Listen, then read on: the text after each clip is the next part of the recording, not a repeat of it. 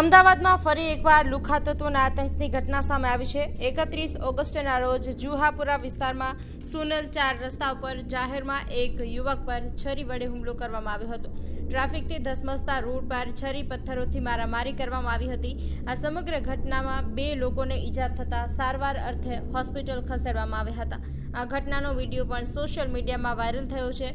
આ મામલે વેજલપુર પોલીસે 4 આરોપી સામે ગુનો નોંધી તેઓની શોધખોળ હાથ ધરી છે।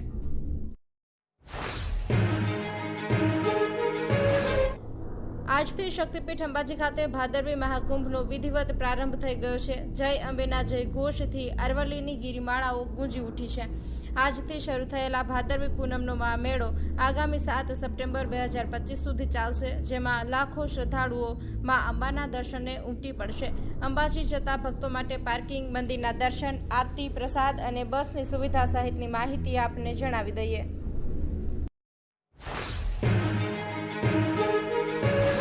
રાપરના રવેજી મંદિર ખાતે યોજાયેલા વાગડ પંથકના મેળામાં ચકડોળમાં બેસવાના મુદ્દે 2 યુવકો વચ્ચે ખેંચતાણ સર્જાઈ હતી। મેળામાં 1 લાખથી વધુ ભાવિકો માતાજીના દર્શન અને મેળાની મોજ માણવા એકત્રિત થયા હતા।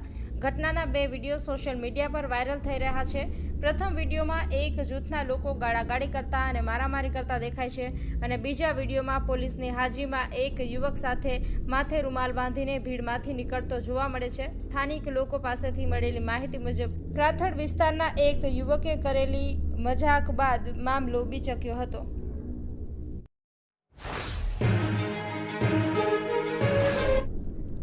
વડોદરામાં ગણપતિની મૂર્તિ પર ઈંડા ફેંકવાના મામલે સિટી પોલીસે મોટી કાર્યવાહી કરી છે। આ ઘટનામાં સંડોવાયેલા 3 આરોપી સમીર, અનસ અને જુનેદને પકડીને પોલીસે તેમને સરઘસ કાઢ્યું હતું, જેમાં ત્રણેયે 2 હાથ જોડીને માફી માંગી હતી। આરોપીઓને દોરડાથી બાંધીને વિસ્તારમાં ફેંકવામાં આવ્યા હતા અને સરઘસ દરમિયાન આરોપીઓ લંગડાતા જોવા મળ્યા અને તેમને ચાલવામાં તકલીફ પડી હતી।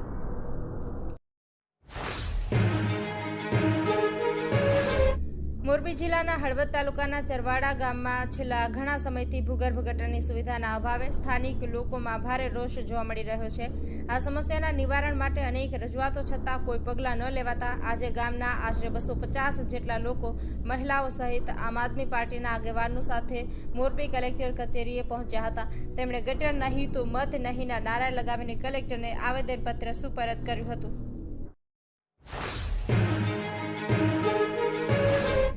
દેવભૂમિ દ્વારકા જિલ્લાના ખંભાળિયા તાલુકાના વાડીનાર પોલીસ સ્ટેશન વિરુદ્ધ ગંભીર આરોપ સામે આવ્યા છે। એક યુવકે આત્મહત્યા કરતા પહેલા જ સોશિયલ મીડિયા પર વિડીયો વાયરલ કર્યો હતો। વિડીયોમાં યુવકે વાડીનાર પોલીસ સ્ટેશનના 2 પોલીસકર્મીઓ પર આરોપ મૂક્યા હતા। પોલીસકર્મી પ્રદીપસિંહ અને કરશનભાઈએ દારૂના કેસમાં તેને માર માર્યો હોવાનો આક્ષેપ કર્યો હતો। શારીરિક અત્યાચારથી કંટાળીને યુવકે આત્મહત્યા કરી હતી।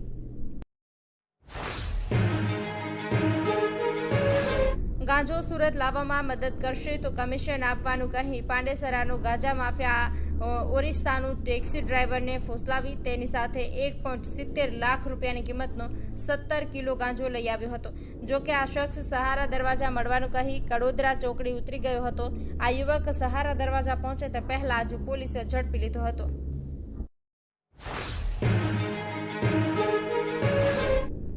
મહેસાણા નજીક કડીના થોડ ખાતે આવેલી એક પાંજરાપોળમાં મોટી સંખ્યામાં ગાયોના મોતનો મામલો સામે આવ્યો છે। આ પાંજરાપોળમાં મહેસાણા મ્યુનિસિપલ કોર્પોરેશન દ્વારા પકડવામાં આવેલી રખડતી ગાયો મોકલવામાં આવેલી હતી। આ ઘટનાને પગલે ભારે ચર્ચા જાગી છે અને મનપા પર સવાલો ઊભા થયા છે।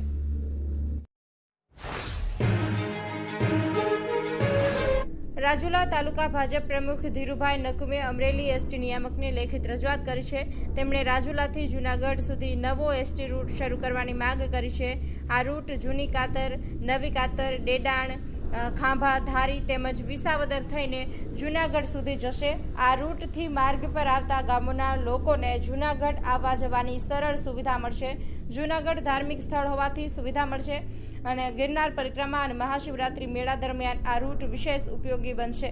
એસટી વિભાગને પણ આ રૂટ પર સારું ટ્રાફિક મળવાની સંભાવના છે। ધીરુભાઈ નકુમે ધારાસભ્ય હીરાભાઈ સોલંકી, રાજુલા ડેપો મેનેજર અને અમરેલી એસટી ડિવિઝનને પણ આ અંગે લેખિત રજૂઆત કરી છે।